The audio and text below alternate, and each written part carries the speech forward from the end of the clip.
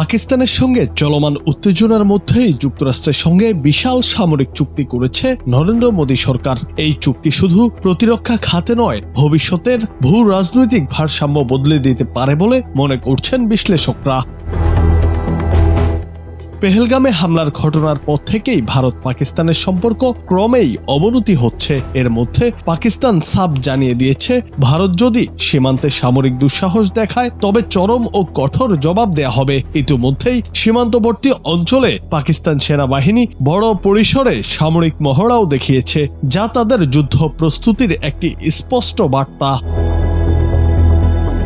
অন্যদিকে ভারত নিজেদের কৌশলগত অবস্থান আরও শক্তিশালী করতে যুক্তরাষ্ট্রের সঙ্গে প্রায় 131 মিলিয়ন মার্কিন ডলারের প্রতিরক্ষা চুক্তিতে সই করেছে। বিশ্বের অন্যতম শক্তিধর রাষ্ট্রের সাথে নতুন এই সামরিক চুক্তির আওতায় ভারত পাচ্ছে অত্যাধুনিক আকাশ প্রতিরক্ষা ব্যবস্থা, সাইবার যুদ্ধ সরঞ্জাম এবং হাইটেক নজরদারি ড্রোন। মার্কিন প্রতিরক্ষা দপ্তরের সূত্র অনুযায়ী চুক্তির মূল্য প্রায় 131 মিলিয়ন মার্কিন ডলার। বিশ্লেষকদের মতে এই চুক্তি শুধু প্রতিরক্ষা উন্নয়নের ধাপ নয়, পাকিস্তান এবং চীনকে একটি কৌশলগত বার্তাও, অর্থাৎ এই অঞ্চল জুড়ে শক্তি প্রদর্শনের একটি নতুন কৌশল।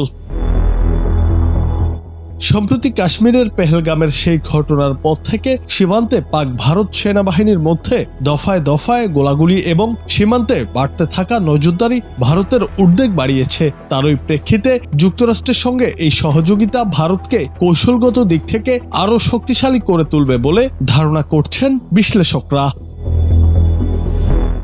ভারতের প্রতিরক্ষা মন্ত্রণালয় বলছে, আমাদের নিরাপত্তা শুধু সীমান্তে নয়, সাইবার স্পেস ও আকাশপথেও নিশ্চিত করতে হবে। এই চুক্তি সেই লক্ষ্যে বড় পদক্ষেপ। এই চুক্তি নিয়ে ইসলামাবাদ এখনো কোনো প্রতিক্রিয়া না দেখালেও তারা ভারতের প্রতিটি পদক্ষেপ গুরুত্বের সহকারে দেখছে। পাকিস্তানের পররাষ্ট্র মন্ত্রণালয় সূত্রে জানা গেছে, তারা পরিস্থিতি নজরে রাখছে এবং ভারতের যে কোনো সামরিক পদক্ষেপের কঠোর জবাব দেওয়া হবে বলে হুঁশিয়ারি করেছে দেশটির সেনাবাহিনী।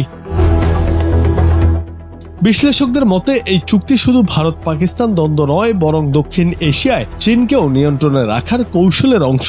কদিন আগেই লাহোরে নিযুক্ত চীনা রাষ্ট্রদূত ঝাও শিরিন জানিয়েছিলেন, পাকিস্তানের যে কোনো পরিস্থিতিতে ঢাল হয়ে পাশে থাকবে চীন। এখন উত্তেজনা কেবল ভারত পাকিস্তানের মধ্যে সীমাবদ্ধ নয়, বরং এতে যুক্তরাষ্ট্র, চীন, রাশিয়া সহ বড় শক্তিগুলোর অবস্থানও গুরুত্বপূর্ণ হয়ে উঠেছে।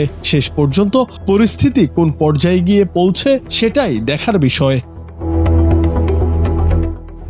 জুনায়েদ আহমেদ, বাংলা টিভি।